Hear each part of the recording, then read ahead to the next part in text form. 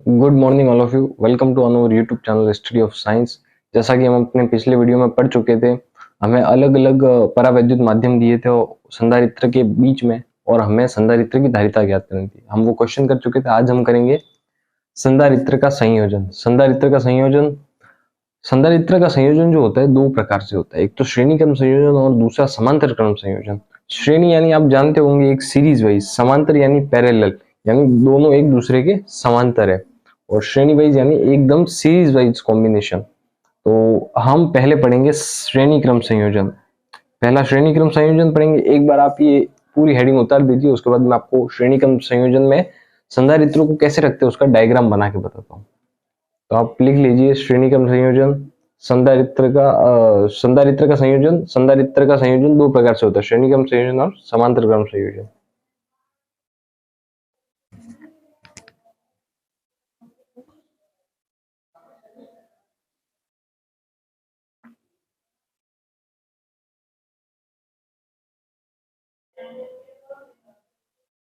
हाँ, तो आज हम श्रेणी क्रम संयोजन और समांतर क्रम संयोजन दोनों में से पढ़ेंगे। पहला हमारा श्रेणी क्रम संयोजन। श्रेणी क्रम संयोजन में हमारे संधारित्र रहते किस तरीके से।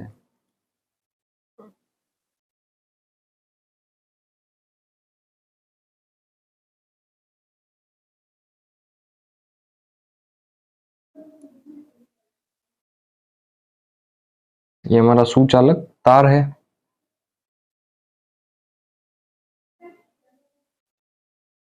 इससे हम प्लस क्यों आवेश देते हैं संधारित्र का आप जानते ही है।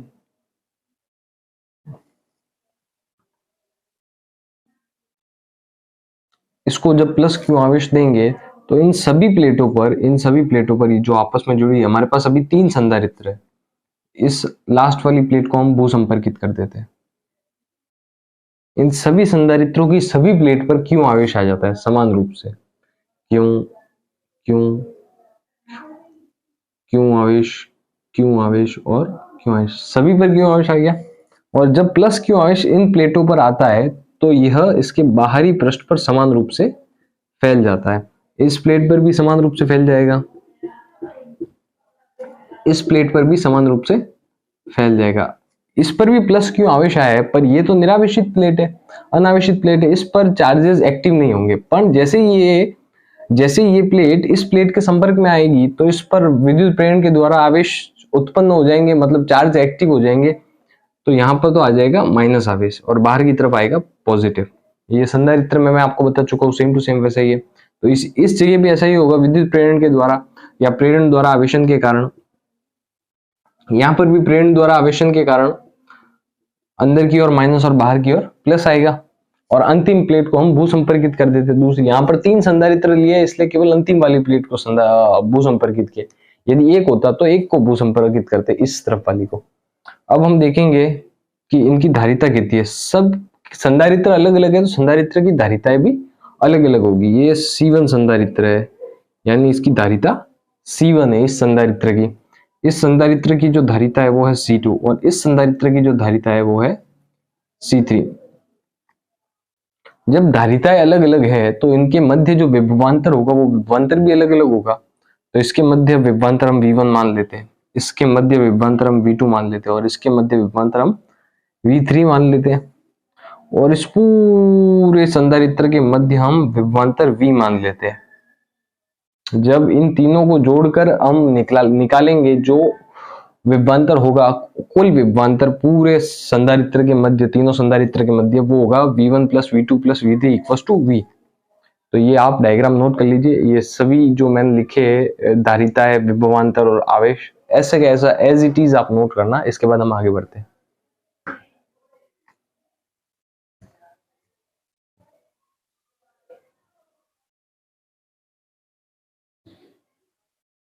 एक चीज और लिख लेना आप कि ये तो हमारा है ए पॉइंट, तार का जो सिरा है वो है ए, और ये हमारे तार का जो सिरा है वो है बी सिरा। ये नोट कर लेना। इसके बाद हम डेफिनेशन लिखेंगे। इस पूरे श्रेणी क्रम संयोजन का जो ये चित्र बनाया हमने, इसकी डेफिनेशन लिखेंगे कि डेफिनेशन से हमको समझ में आएगा कि जब भी हमको कोई संधारित्र दिया हुआ होगा किसी भी क्रम में, तो हम पता लगा सकेंगे उस डेफिनेशन के द्वारा कि ये श्रेणी क्रम में है या समांतर क्रम में है। तो एक बार आप ये डायग्राम नोट कर लो।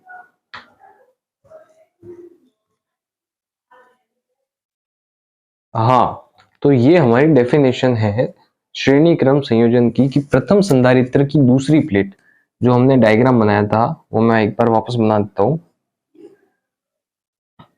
ये हमारा डायग्राम था, इसको हमने भूसंपर्कित कर दिया था और इसको हमने प्लस क्यू आवेश दिया था कि प्रथम संधारित्र की दूसरी प्लेट, प्रथम संधारित्र की दूसरी प्लेट दूसरे संधारित्र की पहली प्लेट से जुड़ी है तथा दूसरे संधारित्र की दूसरी प्लेट तीसरे संधारित्र की पहली प्लेट से जुड़ी है, तो इसे हम श्रेणी क्रम संयोजन कहते हैं।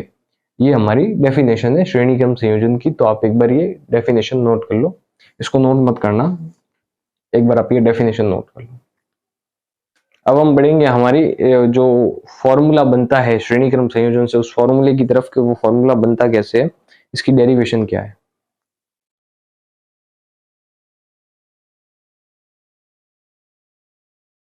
हाँ, तो अब हम हमारे डेरिवेशन की तरफ पढ़ते हैं। तो मैं पहले आपको बता देता हूँ, इसके हम तीन भाग कर देते हैं। तो संधारित्र ए की धारिता C1 equals to Q upon V1, संधारित्र दो की धारिता C2 equals to Q upon V2। आवेश तो सब में समान ही दिया हुआ है, हमने Q आवेश प्लेटों के ऊपर लिखा हुआ भी है। और तीसरे संधारित्र की धारिता C3 equals to Q upon V3। अब हम विभवांतर निकालेंगे। V1 इक्वस टू, इस C को मैं Q के नीचे भेज देता हूं, Q upon C1। V2 equals to Q upon C2 and V3 equals to Q upon C3। इसको कंबाइंड रूप से इन तीनों को मैं एक समीकरण एक नाम दे रहा हूं, समीकरण एक, और ये भी है हमारी समीकरण नंबर एक। अब हम एक पॉइंट लिखेंगे कि ए व बी बिंदु के मध्य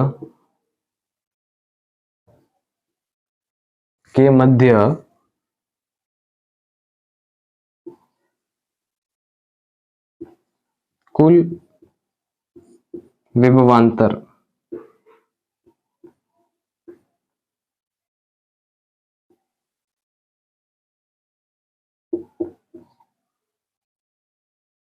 ए व बी बिंदु के मध्य कुल विभवांतर, आपको दिख तो रहा होगा, मार्कर की इंक खत्म हो गई, मैं भी भर दूंगा। ए व बी बिंदु के मध्य कुल विभवांतर लिखा हुआ है।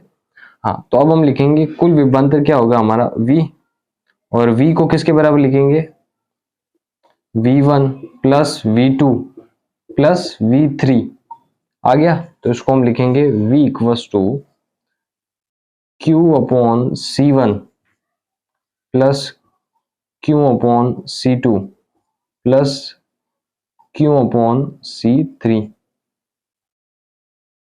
तो यहां तक आप नोट कर लीजिए, इसके बाद हम आगे बढ़ते हैं। यहां से हमने वैल्यू पुट की है, यहां पर इसको समीकरण दो नाम दे देना और यहां पर लिख देना बीच में फ्रॉम इक्वेशन 1 एंड सेकेंड, समीकरण एक व दो से, ये दो और ये हमारी तीनों समीकरण एक है।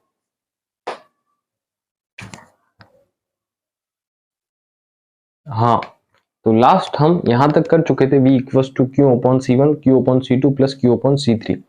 इन तीनों में से q कॉमन आ रहा है तो हम q को कॉमन निकाल लेंगे। तो 1 upon C1 plus 1 upon C2 plus 1 upon C3, इसको हम समीकरण तीन नाम दे देंगे। हम लास्ट हमारी समीकरण दो हुई थी। अब एक नोट लिखना आप कि यदि संधारित्र की तुल्य धारिता CS हो, जैसे हमने कुल विभवांतर निकाला है, जैसे तीनों धारिताओं की तुल्य धारिता एक CS मानी है हमने, तथा प्लेटों के मध्य विभवांतर V, यानी कुल विभवांतर तीनों प्लेटों के मध्य का मिला के विभवांतर V हो, तो तुल्य धारिता क्या होगी, CS इक्वस टू, धारिता का सूत्र वही रहेगा, चेंज नहीं होगा, Q अपॉन V। तुल्य धारिता ली है तो कुल विभवांतर लेना पड़ेगा, कुल विभवांतर ले लिया हमने। अब इसको हम लिखेंगे v equals to Q upon, जैसे कि इसको चेंज किया था वैसे इसको चेंज करेंगे, c upon Q upon C S, तुल्य धारिता आ गई। तो इसको आप समीकरण चार नाम दे देना, यहां तक आप नोट कर लो।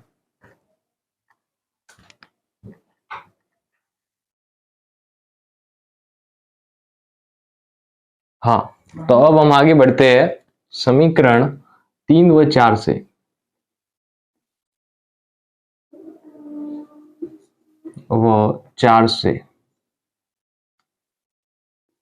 समीकरण 4 में हमने जो कुल विभवांतर की जो वैल्यू निकाली है वो हम समीकरण 3 में पुट कर देंगे। जो वैल्यू है Q upon C S equals to Q bracket समीकरण 3 लिख रहा हूं यहां पर 1 upon C1 plus 1 upon C2 plus 1 upon C3 आ गई। तो अब ये Q से Q कैंसिल हो गया। अब हमारे पास क्या बचा 1 upon C S equals to 1 upon C1 plus 1 upon C2 plus 1 upon C3।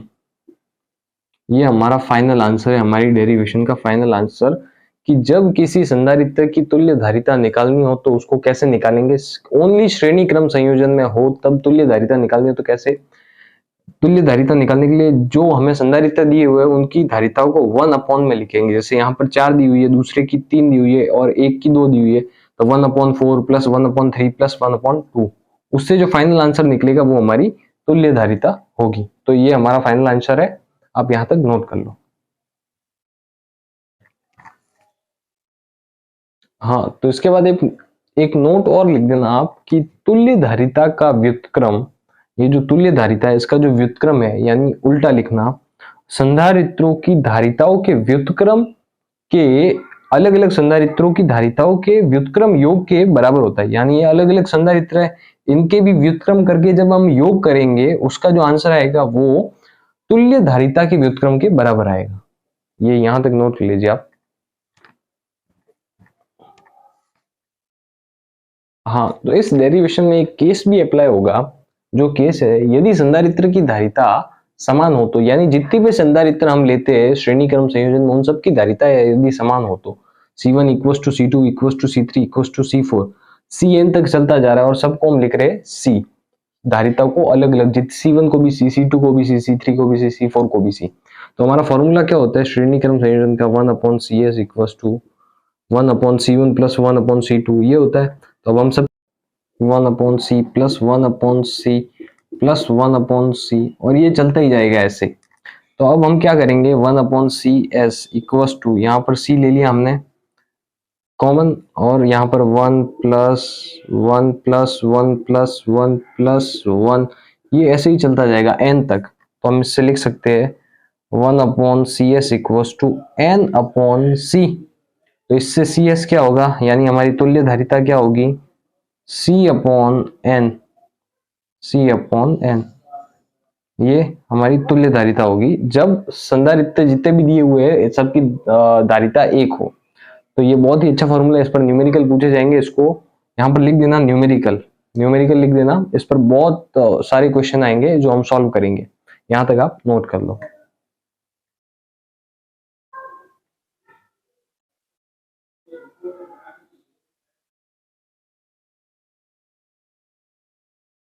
ये बहुत ही अच्छा क्वेश्चन है, आपको बोर्ड एग्जाम में पूछ भी सकते हैं कि संधारित्रों को श्रेणी क्रम संयोजन में क्यों रखा जाता है या श्रेणी क्रम में क्यों रखा जाता है। तो इसलिए रखा जाता है क्योंकि धारिता को कम किया जा सकता है। संधारित्र को अगर श्रेणी क्रम में रखेंगे तो उसकी धारिता कम हो जाएगी, कि धारिता को कम करने के लिए। अब धारिता कम कैसे होती है, जो हमारा फर्स्ट केस का आंसर था CS equals to C upon n। अब ये तुल्य धारिता है, ये n है। अब ये धारिता तो हमारी वो की वही है, पर इसमें हमको n का भाग देना पड़ रहा है। ये n की संख्या जैसे जैसे बढ़ती जाएगी हमारी धारिता कम होती जाएगी।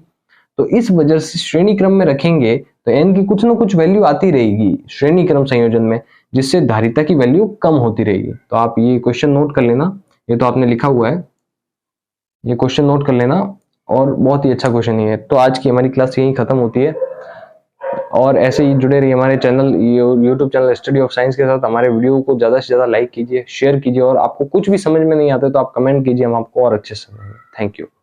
ये नोट कर लेना क्वेश्चन।